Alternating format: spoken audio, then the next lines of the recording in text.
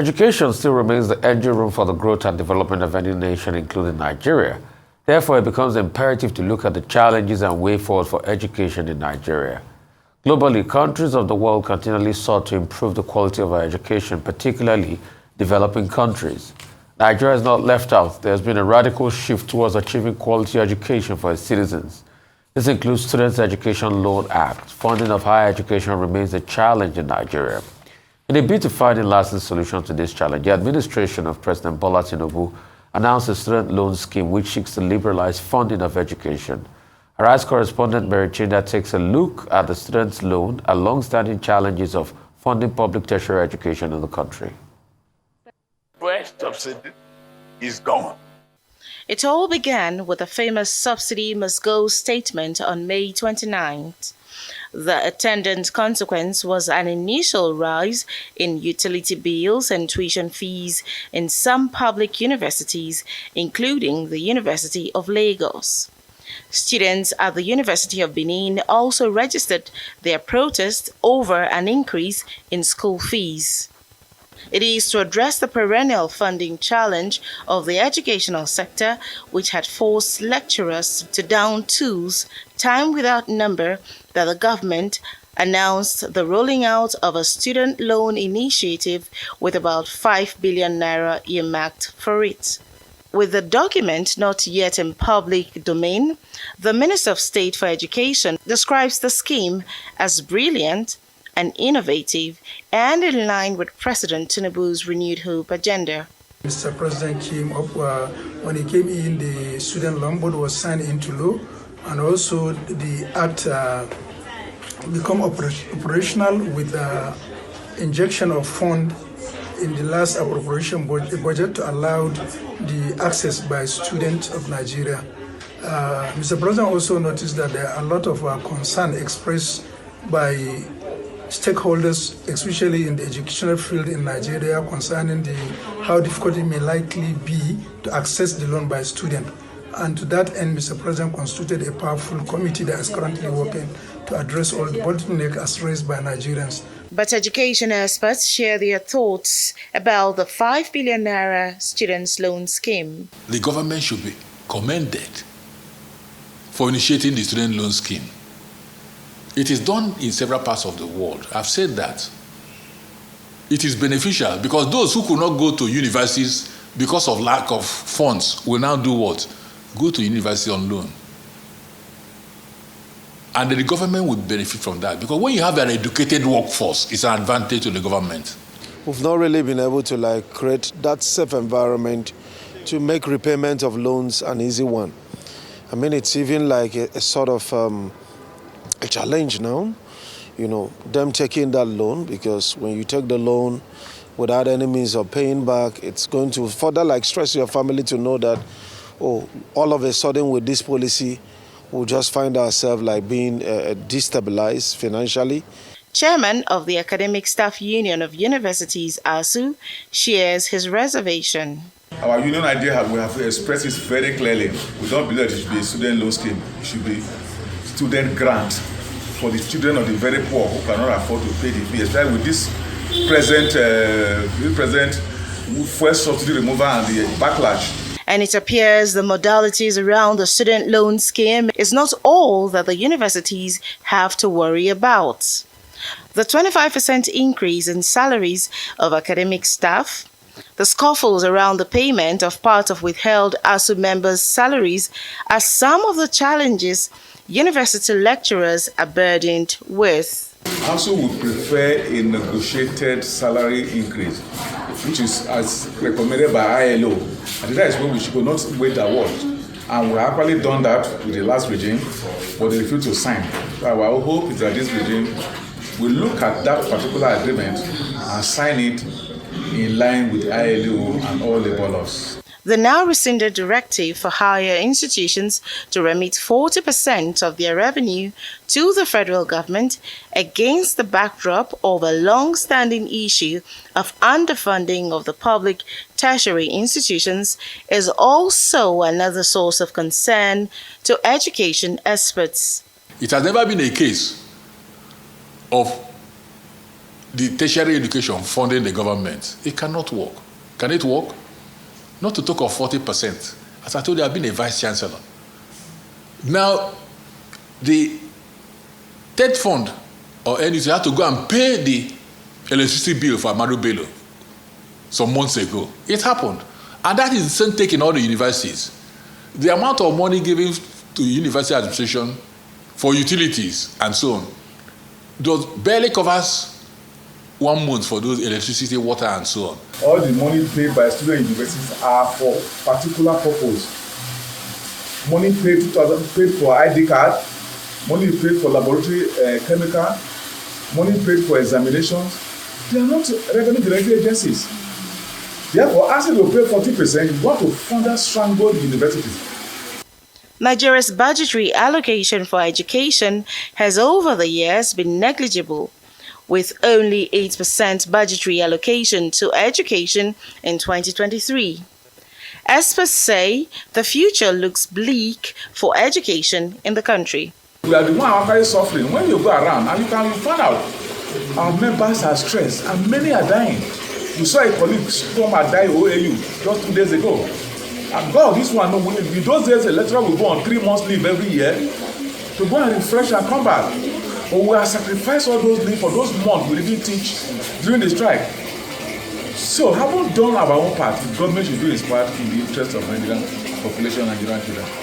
As the year 2023 draws to a close and the federal government proposes a 26 trillion naira budget for 2024, it is hoped that education will receive increased budgetary allocation, at least to curb the increasing number of out-of-school children, which now breeds insecurity, and as at May 2023 stood at over 20 million persons, according to the United Nations Children Emergency Fund. Mary Chinda, Arise News. Joining us now on the show is Honorable Dr. Yusuf Tanko Sununu, Nigeria's Minister of State for Education and former member of House of Representatives and former chairman, House of Representative Committee on Healthcare Services in the 9th and 10th Assembly. Great to have you. I'd like to talk to you about something very important, which is, number one, the framework and the modalities for the student loans. It is still very nebulous to a lot of Nigerians out there.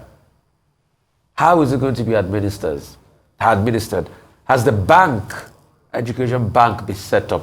What are the laws around defaults? How much can anybody withdraw or any student apply for? Tell us everything about it, sir. Well, thank you very much for inviting me into your morning programs. And my correct name there is not Sunu, it's Sununu. Sununu, S-U-N-U-N.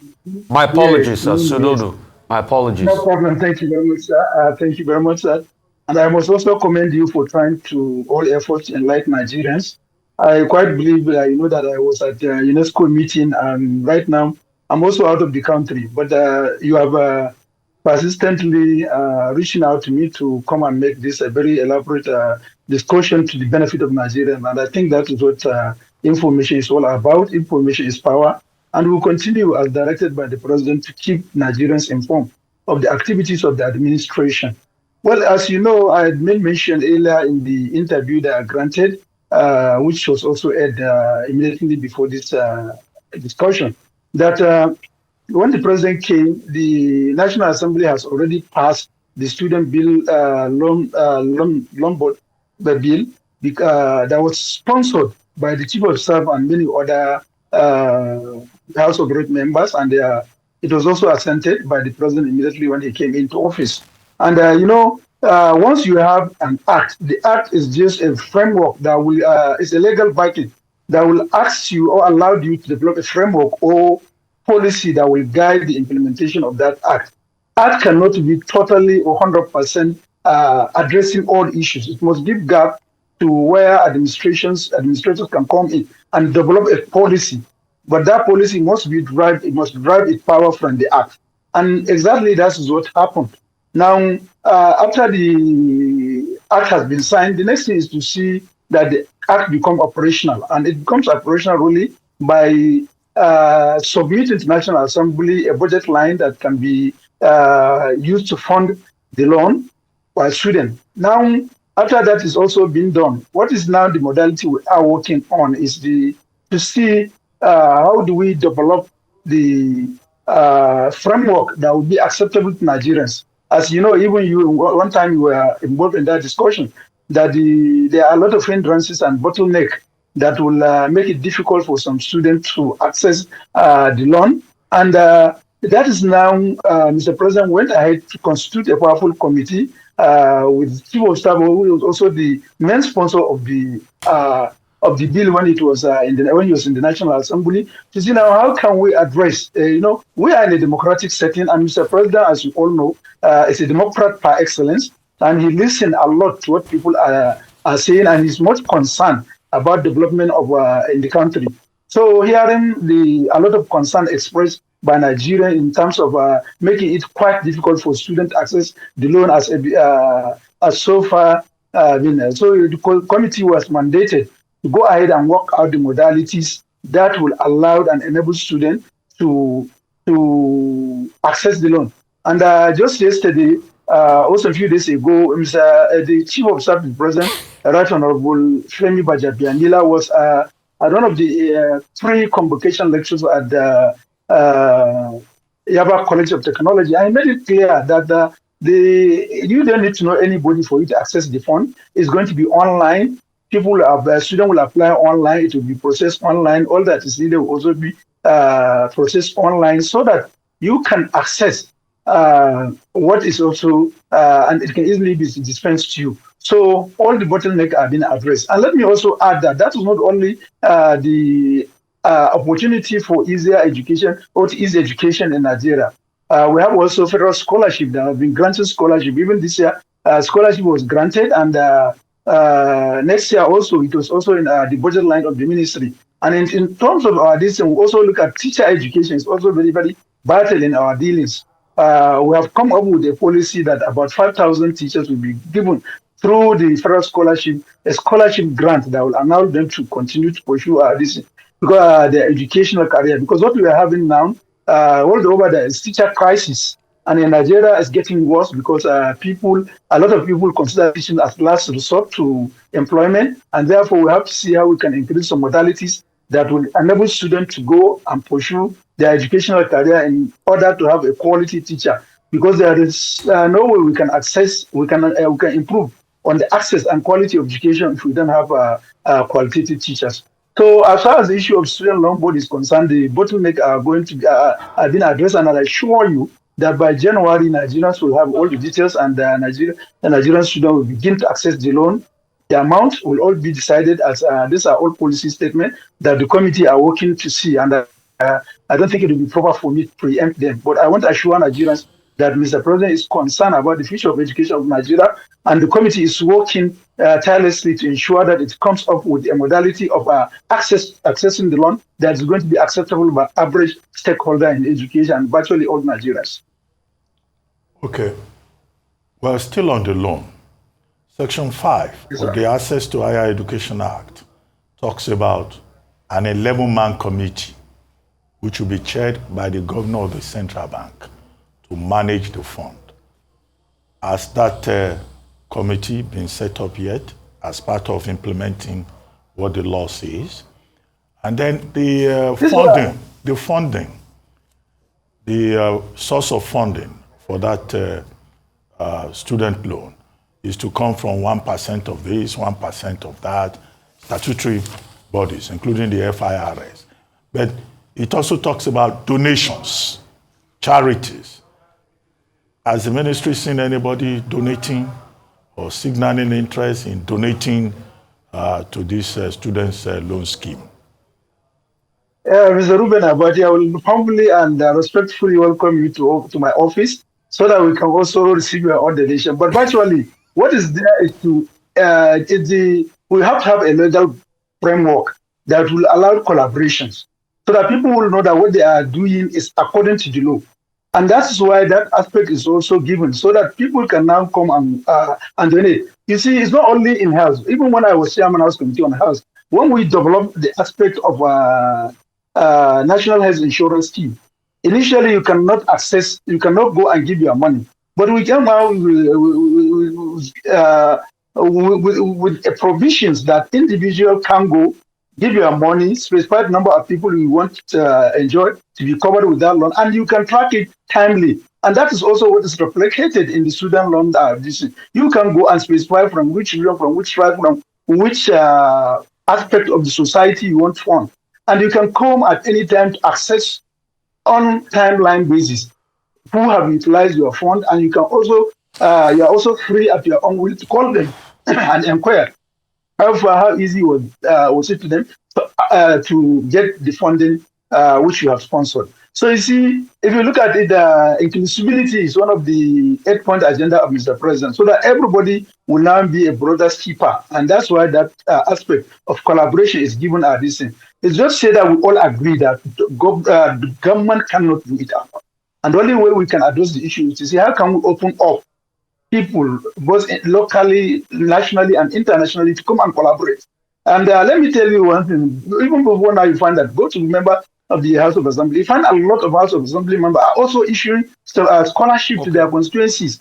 I have done that. Yeah. Okay, real quickly, I want to talk about the issue of that 40% of revenue that these university lecturers and schools have been kicking against. Can you just clarify that area quickly in about a minute? Well, in 1 minute, I'll just say that we also, at the level of the ministry, we have tried to also communicate directly to the finance ministry to tell them the implications of the policy as far as the issue is concerned. And then we are waiting for their responses, which have formally communicated to them. Definitely, education needs to be funded very well. And the complaint of Nigerians that are taking 40% of internally generated revenue by university can serve a lot of bottleneck in terms of progress of the university, because most of those services that are being termed as revenue generations are services to be rendered to students. So the investors are complaining that if you take away 40% of it, it may not be likely possible for them to even provide those services to the student. So this is also being considered too, and I'm sure Mr. President is monitoring development, and definitely at the level of ministry, we have already communicated to the finance our positions, and also my minister too has made a statement regarding to that just about 4 or 5 days ago. Okay, thank you very much, Minister of State for Education, Dr. Tanko Sununu. Thank you for joining us on The Morning Show.